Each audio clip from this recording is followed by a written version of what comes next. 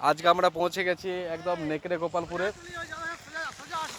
হ্যাঁ, এই যে কুল গাছ, এই কুল গাছ থেকে আমরা পাকা কুল এই খেলাম। হ্যাঁ, অপূর্ব স্বাদ, অপূর্ব মিষ্টি। এই জানাবু আছে, আমি আছে, সমরবাবু আছে। হ্যাঁ, কি অপূর্ব স্বাদ। এই দেখতে পাচ্ছেন কুল গাছ একদম। আর এই পাহাড়, ওই দূরে পাহাড় দেখা যাচ্ছে, খুব সুন্দর।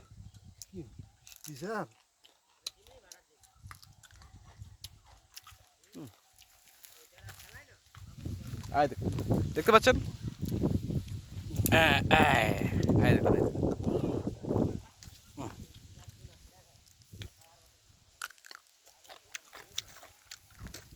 সোজা নাই, সোজা ঘুরছিলে, সোজা সোজা দাঁড়ানো সোজা যাবে।